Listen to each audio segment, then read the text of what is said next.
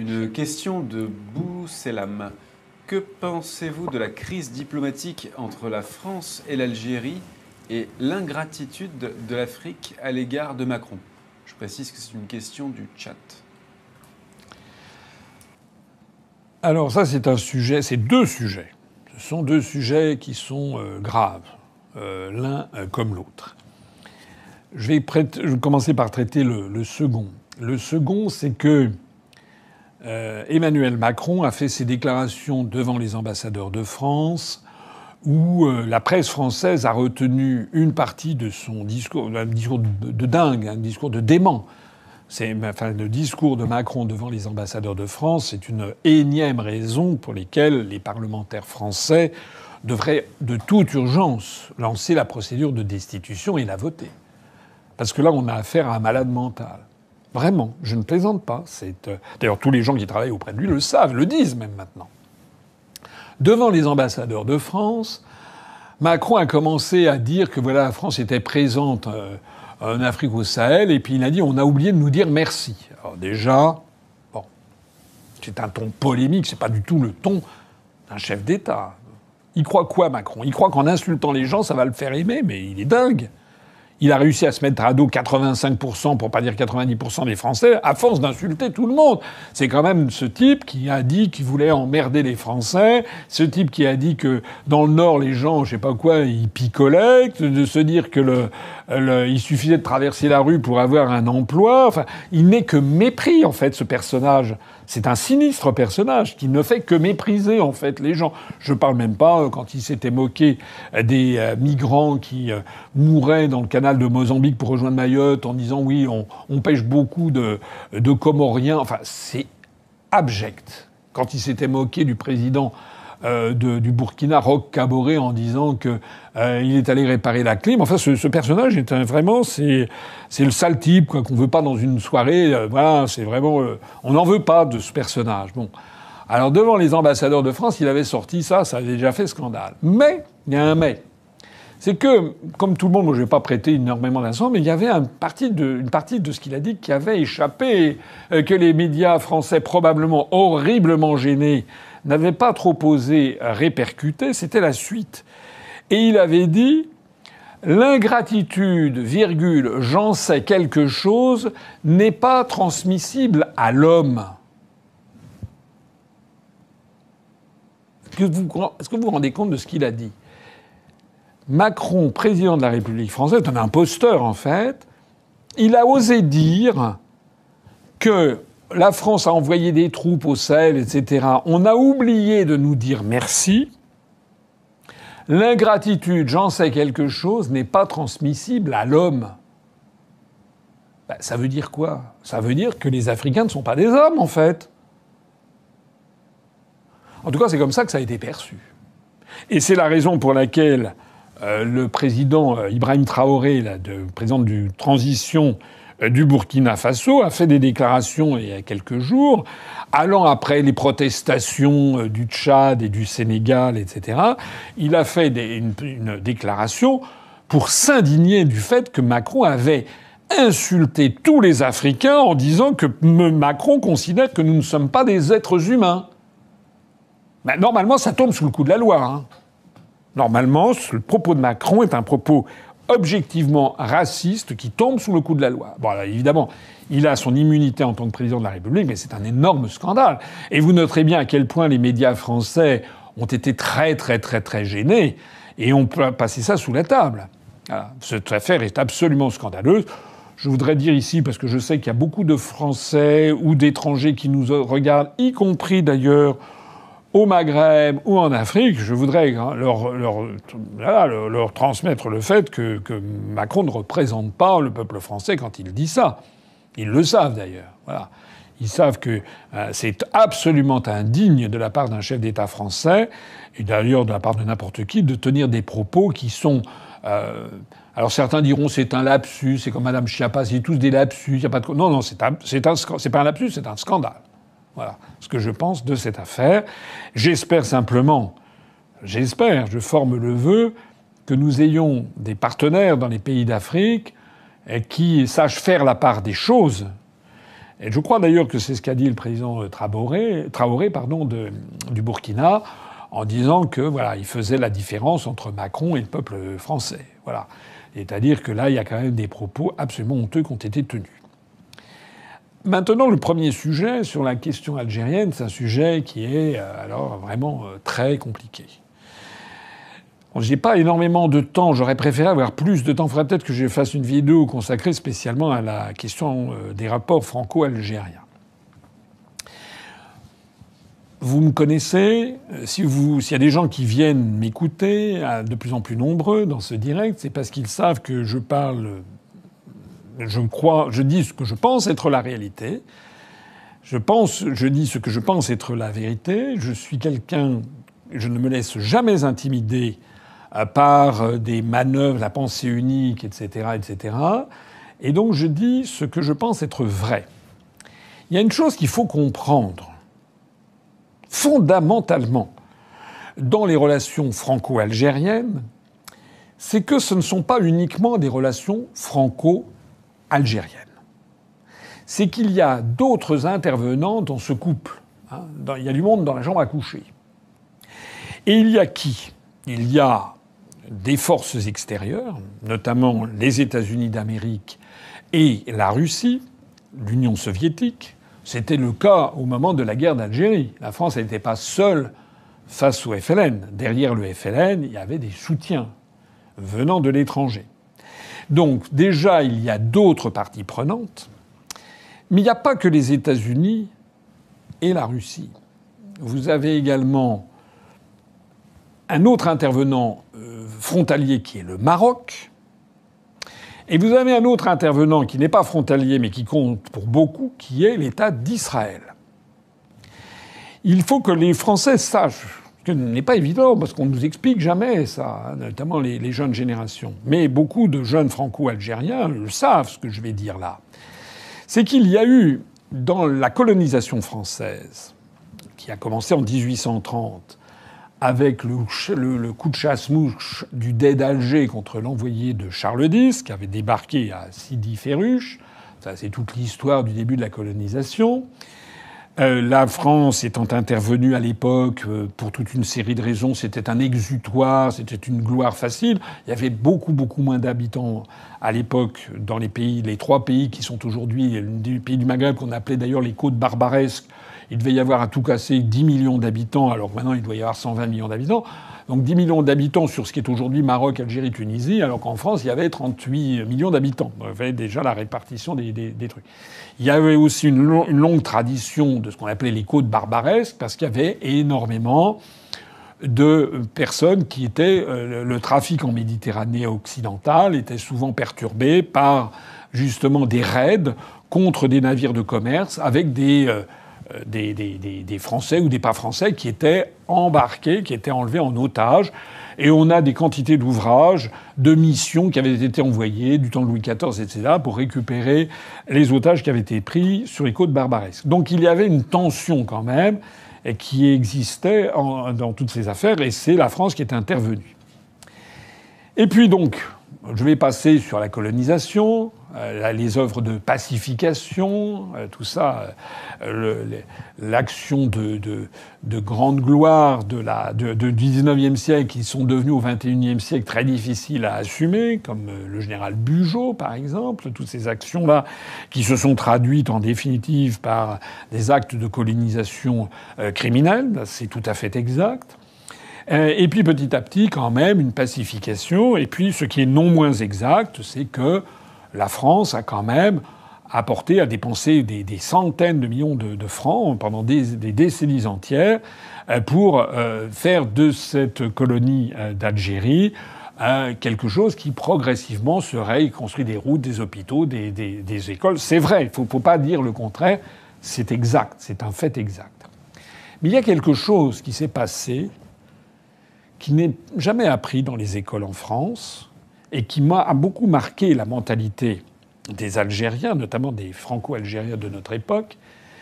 Ça s'est passé en octobre 1870.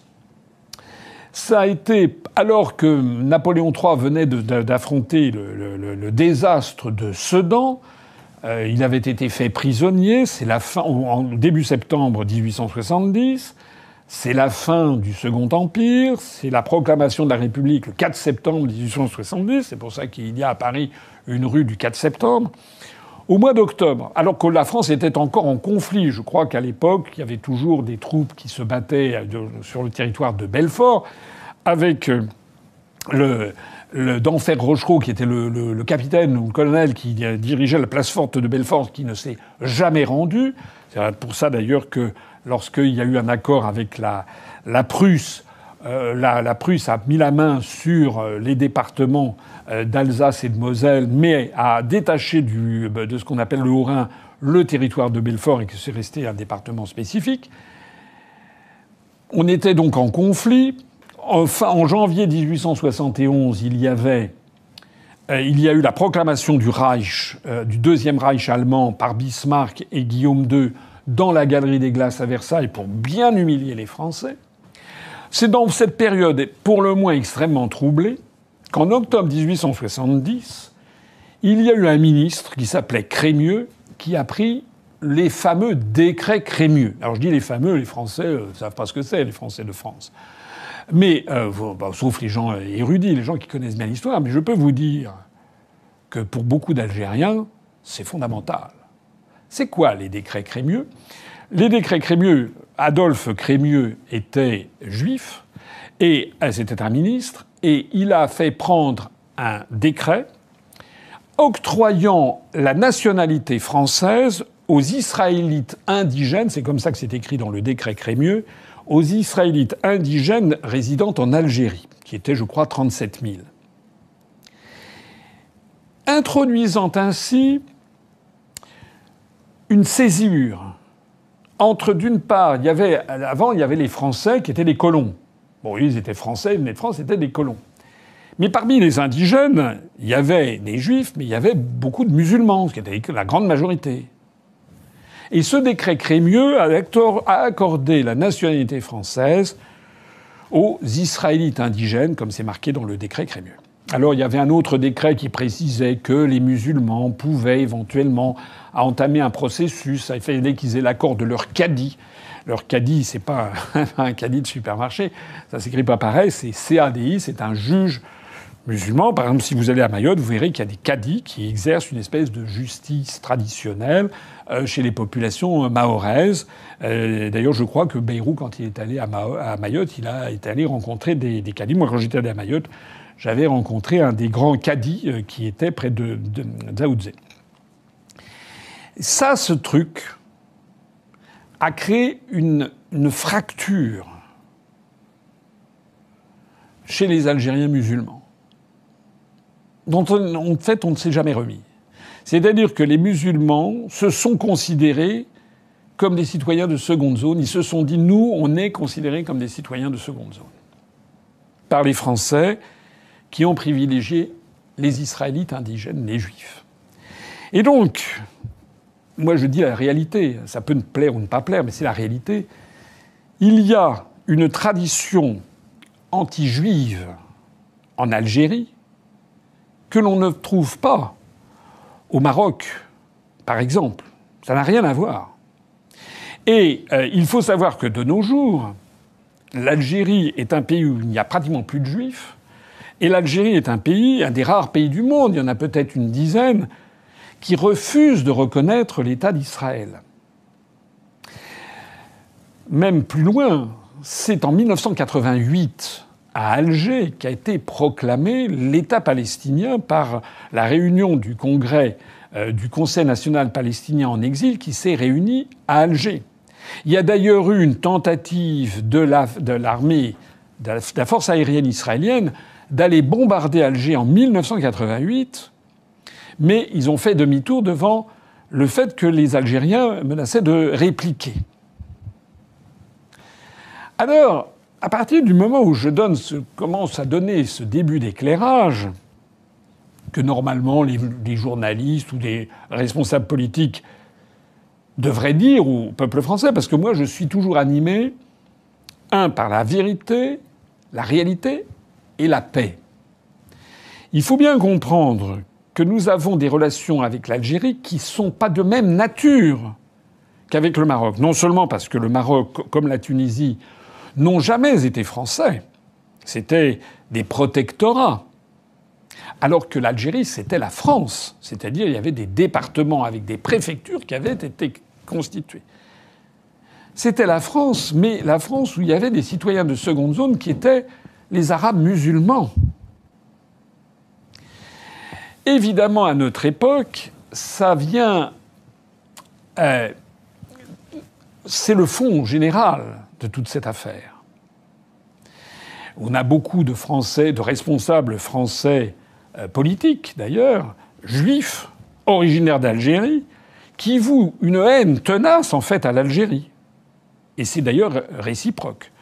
Je pense à Jacques Attali, je pense à Éric Zemmour, je pense à toute une série de Bernard-Henri Lévy, etc. Ce sont des gens qui sont des représentants de la communauté juive, mais qui vraiment vouent une haine à l'Algérie et réciproquement. Et ceci vient polluer les relations franco-algériennes, qui sont donc beaucoup plus compliquées que ce que l'on veut bien nous dire, d'autant plus que le Maroc, où il y a une forte communauté juive d'ailleurs. Et le Maroc, c'est au Maroc qu'il y a... Lorsque Macron s'est rendu au Maroc récemment, il y est allé avec des représentants. Il était avec Dominique Strauss-Kahn, avec Jack Lang, etc., etc.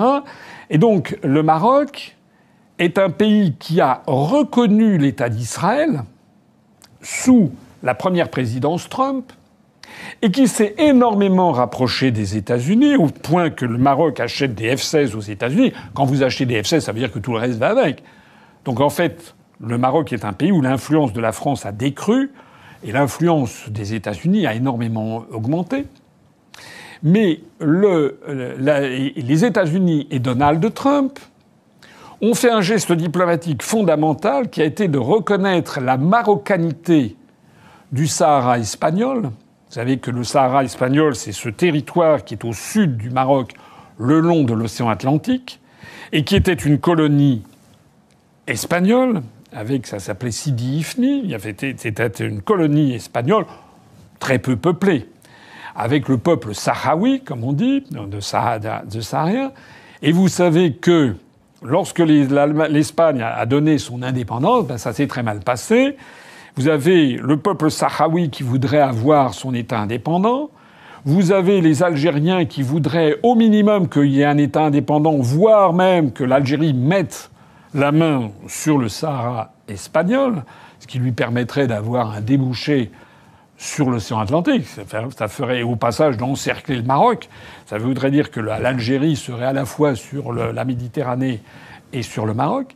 Et vous avez le Maroc qui, par ailleurs, considère que c'est le prolongement naturel du Maroc et que ceci revient au Maroc, d'où la marche qui avait été lancée par Hassan II, le monarque précédent, avant l'actuel Mohamed VI, c'était son père, qui a lancé une marche pour aller conquérir pacifiquement, en gros, le Sahara espagnol et l'intégrer au royaume chérifien, au royaume du Maroc. Voilà. Ce que l'Algérie n'a jamais accepté.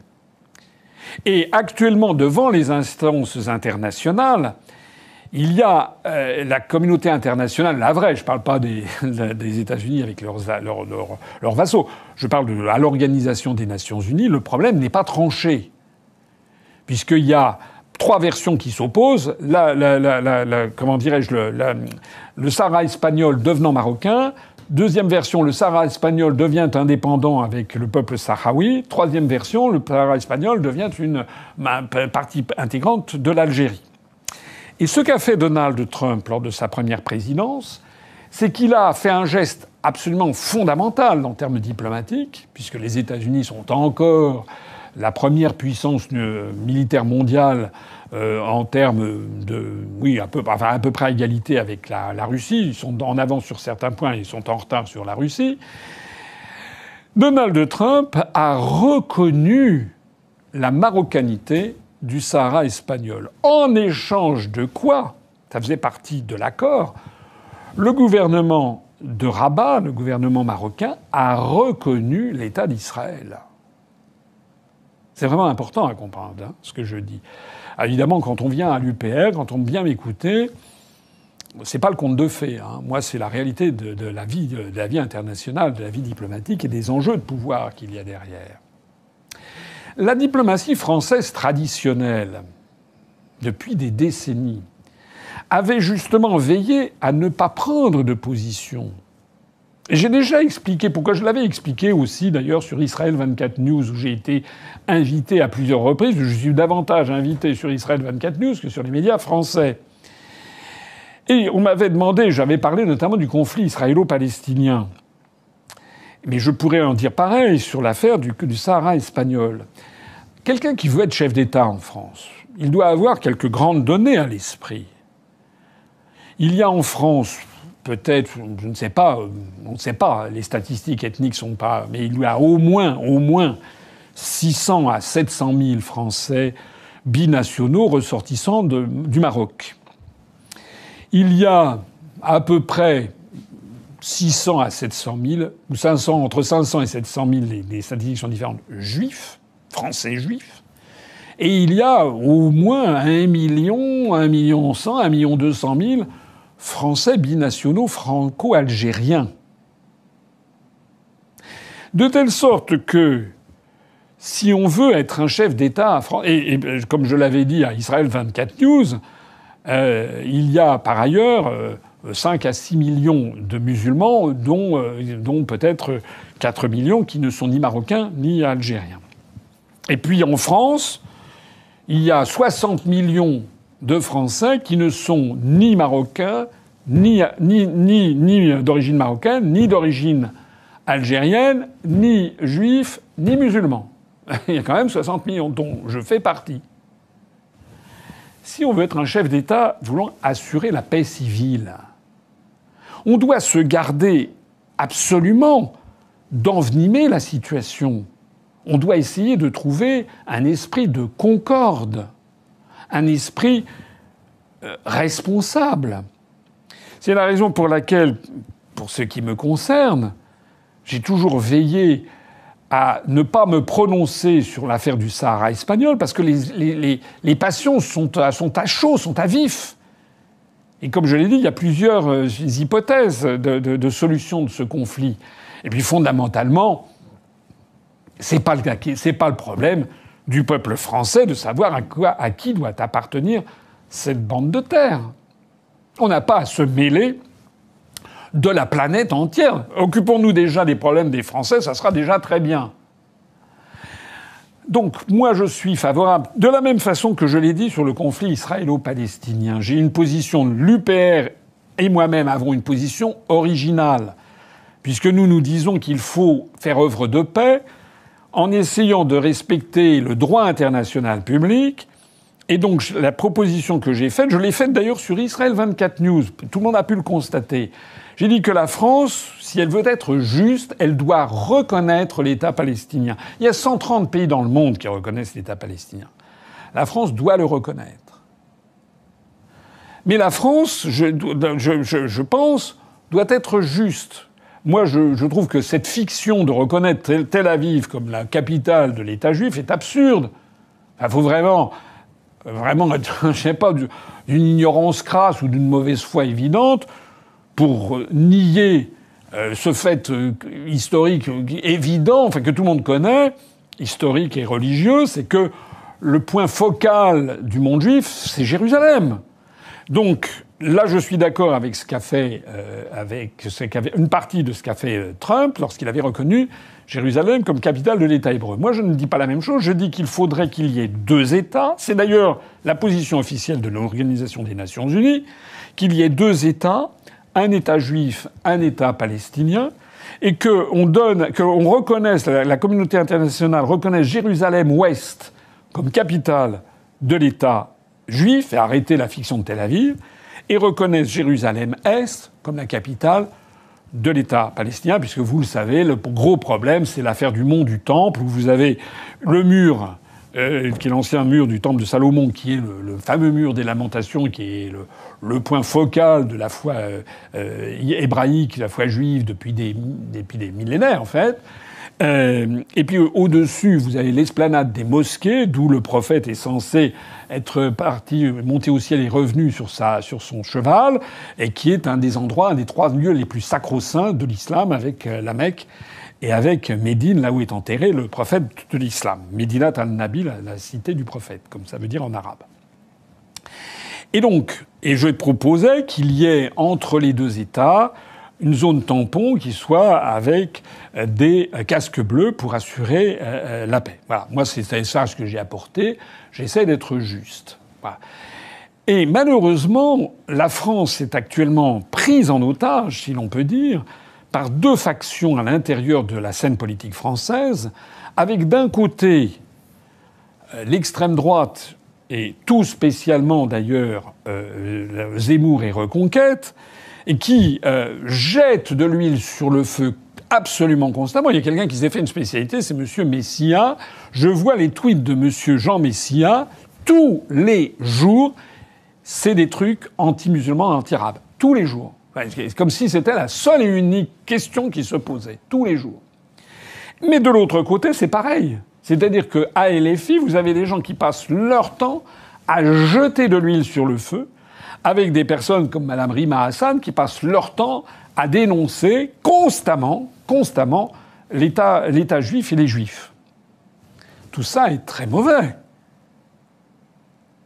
J'ai reçu le général de Richouf, qu'on appelle le général des banlieues, je l'ai reçu, on va sortir demain la vidéo.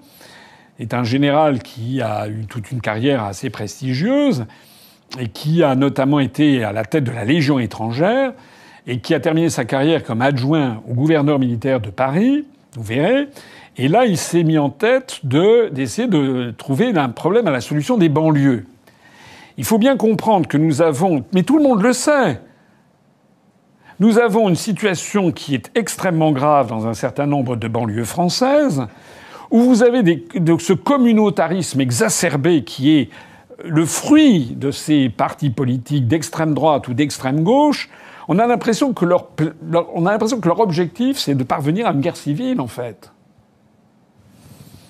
Donc ce que je dis sur cette affaire algérienne, où il y a à boire et à manger dans les 2 camps, voilà, c'est vrai que la France a commis des exactions en Algérie au long de la colonisation, mais c'est vrai aussi qu'elle n'a pas fait que ça. Elle a aussi apporté des quantités de choses à ce pays.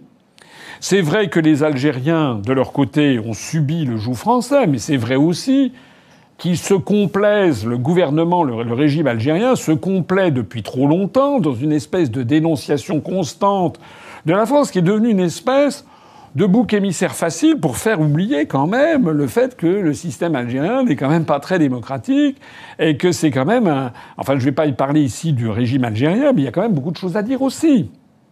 Et tout ça, tout le monde le sait, en fait. Hein. En fait, je dis ce qui devrait... Moi, je suis pour la libération de la parole. Donc moi, ce que je dis sur cette affaire algérienne, c'est que Macron a agi d'une façon absolument inconsciente. C'est un scandale. Il a décidé de reconnaître la marocanité du Sahara occidental. Comme Trump. Mais il l'a fait, sans doute, sous la pression du lobby pro-israélien. Du coup, il est sorti de cet équilibre fragile de la diplomatie française, parce que la diplomatie française doit toujours avoir à l'esprit les conséquences. On arrive toujours à ce fait qu'on a des dirigeants qui sont inconséquents, les conséquences que nos prises de positions internationales peuvent avoir en rétroaction sur la paix civile en France. Donc le résultat des courses, c'est que Macron, alors qui avait fait un voyage en Algérie absolument ridicule, le ton a monté et Macron a commencé à insulter en fait l'Algérie, les Algériens, en disant... Alors il y a eu l'affaire Boualem-Sansal, sur laquelle aussi... Sur cette affaire, il y a beaucoup de non-dits sur M. Boualem. C'est pas bien que cet homme soit arrêté, mais enfin, il y est allé en connaissance de cause. Et puis on voit circuler des vidéos où on voit que, en tant que citoyen algérien, il a quand même rencontré je ne sais pas quel responsable israélien, etc. Ceux qui donnent du carburant aux franco-algériens pour dire en fait c'est un traître à la nation, c'est très bien qu'il ait été arrêté. Tout ça, ça ne concerne pas, à mon avis, le peuple français. Tout ça, ça concerne les Marocains, les Algériens, les Sahraouis, l'État d'Israël, mais ça ne devrait pas concerner la France, qui devrait toujours essayer de veiller à la paix civile. C'est ça que je voulais dire. Et lorsque Macron, après que dit que l'Algérie se déshonore avec l'affaire Boualem machin, Boualem Sansal, je dis machin parce que je me rappelle plus de son nom, je crois que c'est Sansal, c'est pas bien. C'est pas bien. On sait que les Algériens sont un peuple fier, un peuple montagnard, c'est un peuple qui prend assez facilement la mouche. Les relations sont émaillées depuis l'indépendance par beaucoup de difficultés. Si on veut, comme je le souhaite personnellement, essayer de faire prévaloir la paix, la concorde en France entre les citoyens, le chef de l'État devrait avoir un langage extraordinairement prudent et mesuré, et pas un langage inconsidéré. Et l'idée de prendre ouvertement parti maintenant pour un camp contre l'autre peut peut-être nous valoir quelques contrats au Maroc, quoique le Maroc soit passé largement sous la coupe des États-Unis d'Amérique, notamment en matière d'armement, ce qui n'en demeure pas moins que nous avons et nous devons avoir d'excellentes relations avec la monarchie marocaine. Bien entendu. On doit au contraire on a des ressortissants au Maroc. Le Maroc est un pays magnifique, avec des gens tout à fait sympathiques. Mais il faut éviter de nous mettre dans cette affaire. Vous savez qu'actuellement, on ne peut plus passer du Maroc en Algérie par la route. Les frontières sont coupées. Et à tout instant, on pourrait avoir un débordement menant à une guerre entre l'Algérie et le Maroc. Je signale aussi au passage que l'Algérie, depuis la partition du Soudan avec le Sud-Soudan, l'Algérie est devenue le pays le plus vaste de l'Afrique, qu'il a des ressources en hydrocarbures qui sont encore certainement en partie inexplorées et inconnues. Et je rappelle que l'Algérie, c'est quand même un pays qui s'est constitué, qui constitue une armée de plus en plus importante, notamment avec le soutien de la Russie. Il n'est pas raisonnable d'entrer en choc frontal avec l'Algérie, d'autant plus qu'il y a aussi beaucoup de franco-algériens qui ont deux fidélités. Par leurs racines d'origine, parfois certains sont nés en Algérie, d'autres sont nés en France, et ils ont une fierté légitime dans leurs racines, mais ils sont aussi en France. Et ils en ont pris les us et coutumes. Alors certes, il y en a qui tiennent des propos absolument scandaleux, comme ceux qui ont été vus, et qui doivent être, à mon avis, châtiés. Mais vous ne pouvez pas exercer l'autorité de l'État, faire respecter l'autorité de l'État si vous n'êtes pas respectable. Je l'ai dit et je le répète ici. Moi, je dis ce que je pense être bien pour la France, pour mon pays, pour notre pays collectif. Et en particulier, il y a quelque chose auquel je tiens beaucoup. Je veux en profiter pour le redire, parce que je l'ai dit souvent et je le redis encore ici. L'UPR est le seul parti politique français à proposer de modifier la Constitution française dans ses articles du début pour préciser que la France est une république laïque, mais en y ajoutant un membre de phrase « république laïque de tradition chrétienne ». Et pourquoi je dis ça ? Je dis ça parce que je prends les problèmes à bras-le-corps.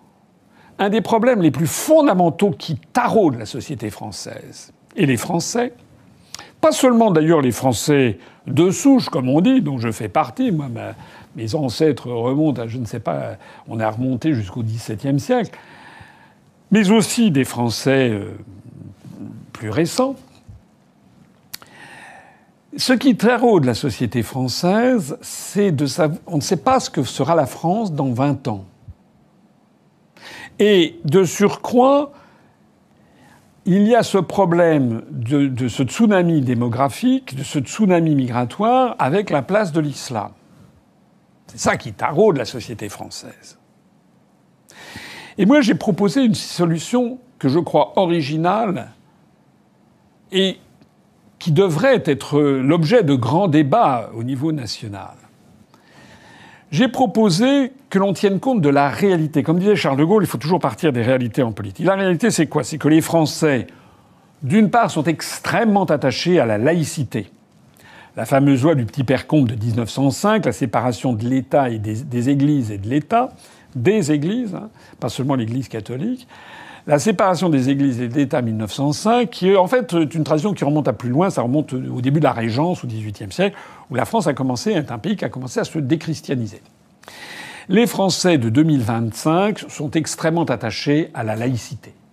Parce que les Français, en gros, c'est le peuple gaulois et assimilé, c'est-à-dire un peuple qui est très jaloux de sa liberté individuelle et qui n'entend pas qu'on l'ennuie, qu'on l'emmerde, comme disait Macron, dans sa sphère privée. Donc les Français sont un peuple, à mon avis, très tolérant, un des peuples, à mon avis, les plus tolérants du monde, parce que les Français admettent très bien qu'il y ait des catholiques, des protestants, des juifs, des musulmans sunnites, des musulmans chiites, des hindous, je ne sais pas moi, d'autres religions, des bouddhistes, pourquoi pas des shintoïstes pour les Japonais, ou bien des religions animistes pour un certain nombre de pays d'Afrique, etc. Mais aussi qu'il y ait des agnostiques, et qu'il y ait aussi des athées militants. Les Français, ils admettent tout ça. Pareil d'ailleurs pour l'orientation sexuelle, etc. Les Français, ils admettent ça. Mais à une condition. C'est qu'on est tous une espèce de savoir-vivre en commun qui est qu'on n'impose pas, on ne met pas ses pieds sur la table, on ne s'impose pas aux autres. Voilà. On garde ça pour sa sphère privée. La France est une république laïque, il faut garder ça, ça fait partie de ce que sont devenus aujourd'hui les Français, c'est fondamental à conserver. Mais ce que je propose d'ajouter, c'est de tradition chrétienne. Et pourquoi je dis ça? Parce que je vois loin.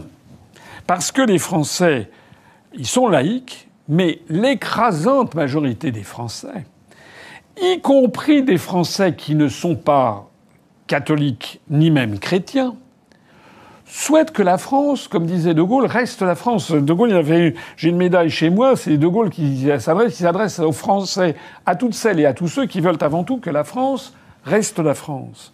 C'est-à-dire que les Français, pour eux, la France, c'est le pays qui a été façonné par 1500 ans de christianisme depuis le baptême de Clovis, de Clahovègue, hein, ce franc.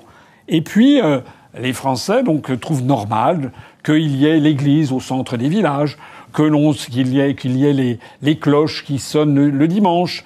Les Français, ils considèrent comme normal de fêter les fêtes religieuses chrétiennes, Noël, Pâques, la Pentecôte, etc. Les Français considèrent normal qu'il n'y ait pas d'interdit alimentaire, qu'on mange du saucisson, qu'on mange du porc, qu'on boive de l'alcool. Les Français considèrent comme normal que la femme soit l'égale de l'homme. Ce n'est pas arrivé d'ailleurs si facilement que ça, mais enfin bon. Et on veut nous faire croire en France que ce seraient des valeurs républicaines. Non! Pour beaucoup d'entre elles, ce ne sont pas des valeurs républicaines, ce sont des valeurs chrétiennes.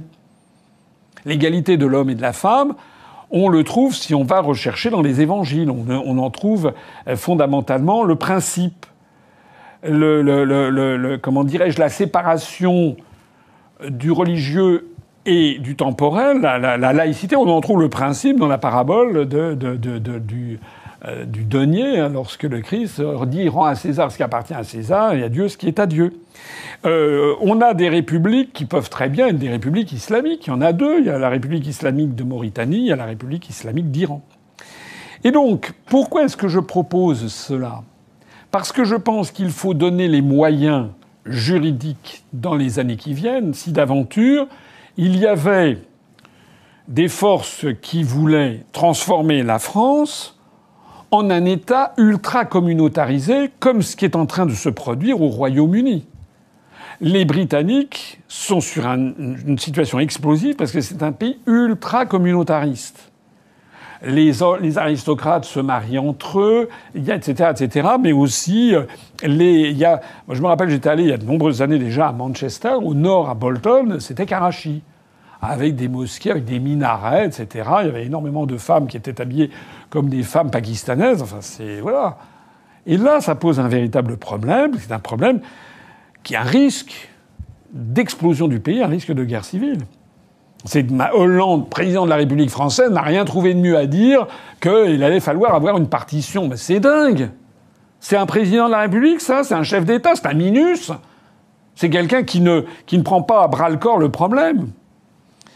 Donc pour assurer la paix civile, je pense qu'il faut tenir compte des deux. Et donc, à partir du moment où on inscrirait dans la Constitution française ce principe d'un pays laïque de tradition chrétienne, ça voudrait dire que la religion chrétienne a un petit plus, un petit bonus, qui est que ça correspond à la tradition. Or, les musulmans sont les premiers à savoir ce que c'est que la tradition. En arabe, ça se dit sunna, hein, l'islam sunnite. Hein, la sunna, c'est la tradition. Pour beaucoup de peuples sémitiques, la tradition, c'est important. Eh bien, la France, elle a sa tradition. Sa tradition, c'est que c'est un pays qui a été forgé par 1500 ans de christianisme et notamment de catholicisme.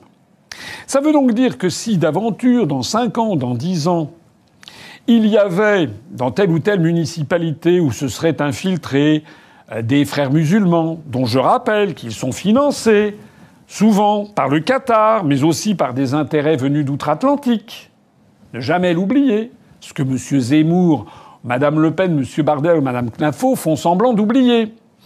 Eh bien, à ce moment-là, s'il y avait cette tentation-là, par exemple de construire des mosquées géantes avec des minarets, l'appel du muezzin, il faut donner au juge administratif le moyen juridique de s'y opposer. C'est-à-dire s'il y avait une association de riverains qui disait c'est pas possible, je suis né en France, je ne suis pas né au Pakistan, eh bien que le juge administratif puisse casser, par exemple, ce permis de construire.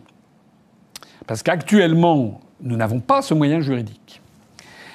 Et quand je dis ça, et je conclurai là-dessus, figurez-vous qu'à l'UPR, on a beaucoup de Français de toutes les origines, y compris des Français d'origine du Maghreb, y compris des musulmans. Eh bien, je peux vous dire que le discours que je tiens est un discours qui est accepté et approuvé par tout le monde, y compris beaucoup d'adhérents de l'UPR qui sont musulmans. Pourquoi ? Parce qu'ils savent que d'abord, à partir du moment où la France est une république laïque, tout le monde a le droit d'exercer son culte. Mais, comme pour l'affaire de l'orientation sexuelle ou comme pour l'affaire du transgenre, etc., à condition de garder une certaine discrétion quand on est une religion minoritaire et qui est contraire à la tradition. C'est aussi simple que ça, c'est une question de savoir-vivre. C'est d'ailleurs ce que font les juifs depuis très longtemps. C'est quand les juifs, en France, vous avez des synagogues qui sont discrètes. Voilà, c'est pas des trucs, c'est discret. Les mosquées qui existent en France, il y en a de plus en plus, l'écrasante majorité des mosquées sont discrètes. Voilà. C'est une question de savoir-vivre. En revanche, comme je vous l'ai dit, il faut éviter une évolution à la britannique. Et les gens qui me connaissent savent que je suis quelqu'un qui aime les civilisations étrangères. Et j'ai toujours dit que la France doit faire respecter son identité nationale, notamment avec cette modification de la Constitution, et elle doit le faire d'autant plus qu'elle doit elle-même respecter l'identité nationale des autres pays du monde. Moi, je n'approuve pas le fait que la France passe son temps à donner des leçons aux autres pays du monde, notamment sur la façon dont ils doivent se comporter. Que l'on puisse regretter le statut de la femme en Iran, c'est une chose, moi aussi je le regrette. Mais c'est l'affaire des Iraniens. C'est pas l'affaire des Français. D'ailleurs, les reproches que l'on fait régulièrement à l'Iran par exemple, sur ces questions. Jamais vous ne les trouverez sur ce qui se passe en Arabie Saoudite ou au Bahreïn. Parce que là, ce sont des pays sous influence américaine. C'est-à-dire qu'il y a un deux poids, deux mesures permanent. Pour ce qui me concerne, je considère que la France n'a pas en permanence, elle l'a perdu, elle retrouverait du rayonnement moral si elle disait le droit, si elle arrêtait le deux poids, deux mesures. Et s'il y avait à la tête du pays quelqu'un qui dit la vérité, quelqu'un qui est honnête et sincère. Vous savez, dans toutes les grandes religions, il y a une figure que les fidèles n'aiment pas, c'est l'hypocrisie. C'est condamné dans le christianisme, c'est encore plus condamné dans l'islam, puisqu'il y a une sourate du Coran, je ne sais plus quel est le numéro exact, le 83, 87, quelque chose comme ça, qui s'appelle Al-Munafiqun. Ça veut dire les hypocrites. Et les Français qui m'écoutent, qu'ils soient chrétiens, qu'ils soient juifs, qu'ils soient musulmans, sunnites, chiites, etc., qu'ils soient athées, il y a une chose qu'ils ne peuvent pas me reprocher. Je ne suis pas hypocrite. Je dis le fond de ma pensée. Eh bien, je peux vous assurer qu'il y a beaucoup de gens en France qui attendent justement un responsable politique, qui va au fond des choses, comme le disait le général de Gaulle. Moi, je ne suis pas hypocrite. Moi, je veux garder le pays de mes pères, ma patrie, le pays que j'ai hérité de 40 générations qu'ont fait la France. Je veux garder un pays qui est un pays laïque, où les gens se sentent en liberté. Et les gens peuvent avoir les opinions politiques, la religion qu'ils veulent, les attaches affectives qu'ils peuvent avoir avec les pays d'origine qui sont les leurs. Mais ils n'ont pas pour autant le droit d'imposer un changement de l'identité du pays. Et je considère que nous devons faire respecter ça, notamment avec cette modification. Eh bien, je peux vous dire, ça fait maintenant depuis plus de 2 ans que j'explique ça, je l'ai expliqué partout. Nous avons du soutien de beaucoup de Français, y compris beaucoup de Français musulmans, qui savent qu'ils sont en France et dont beaucoup d'entre eux n'ont pas forcément du tout, mais alors pas du tout, envie d'être dans un pays où sévirait la charia. C'est aussi simple que ça. Mais ils peuvent vouloir rester fidèles à une religion qui est celle de leurs ancêtres, de leurs parents, mais qui est une religion qui doit rester dans le cadre que j'ai ainsi décrit. Voilà, j'ai été très long sur ce sujet, je vous prie de m'en excuser, mais c'est un sujet qui est un des sujets les plus graves de la société française, et qui mérite qu'on aille au fond des choses, et que les Français sentent qu'ils ont à la tête du pays un chef d'État. Moi, si j'étais à la place de Macron, j'aurais pas, ça aurait été le jour et la nuit. J'en suis malade de voir que si j'avais été élu en 2017, c'est-à-dire si tous les médias m'avaient vanté comme ils ont vanté Macron, je peux vous dire que la France, elle n'en serait pas là où elle est. Là, Macron est en train de détruire notre pays et, pire encore, de semer la zizanie, le conflit militaire avec des puissances, même la puissance militaire algérienne, pourquoi pas, et avec des banlieues qui peuvent brûler à tout instant. Au total, les Français doivent retrouver l'amour de la France, parce que c'est le point fondamental également. C'est que, comment voulez-vous que des populations venues des pays du sud de la Méditerranée se sentent bien en France lorsque vous avez un discours de dénigrement total de la France constamment dans nos élites et qui nous explique que nous n'avons pas d'autre solution que de fusionner avec la Finlande, l'Estonie, aller dans des banlieues françaises. Moi, j'avais fait campagne aux législatives 2007 à Aulnay-sous-Bois. J'ai fait 3 et quelques % des suffrages. Aller dans les banlieues françaises, aller regarder dans les écoles. Ils n'ont jamais vu un Estonien à l'horizon, ou un Slovaque, ou un Letton, ou un Finlandais. Jamais. En revanche, vous avez en Seine-Saint-Denis 180 nationalités, et vous avez énormément l'écrasante majorité des nationalités étrangères, des gens qui sont de nationalité étrangère, notamment dans les écoles, ce sont des gens qui viennent du sud de la Méditerranée. Donc on est dans un état schizophrénique. Et moi, ce que je veux, c'est que les Français, qu'ils soient anciens ou nouveaux, communient dans l'amour de la France. Et ça, on ne peut pas l'avoir avec un discours de dénigrement absolument constant de la France.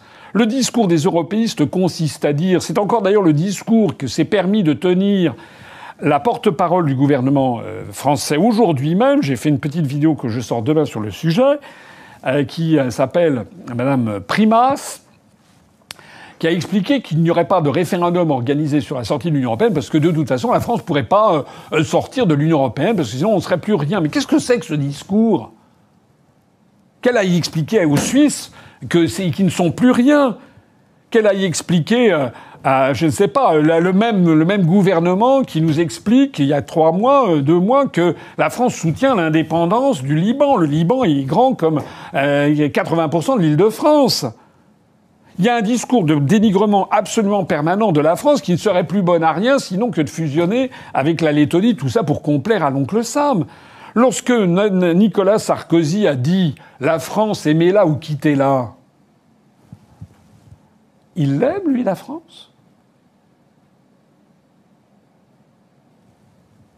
Nicolas Sarkozy, dès qu'il avait 3 jours de vacances, il filait aux États-Unis.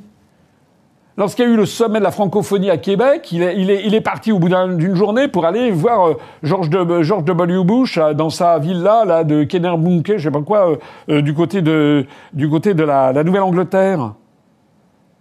On a des responsables politiques qui aiment la France pour ce qu'elle est ? Non. Donc pour qu'un État soit respecté, il faut qu'il soit respectable. Et pour que l'on aime la France, il faut qu'on ait des dirigeants qui aiment la France. De Gaulle, il aimait la France. Voilà. Macron, lui, quand il est arrivé, il a dit qu'il n'y avait pas de culture française. Terminé. C'était terminé. On a vu la suite des événements. Merci de m'avoir écouté.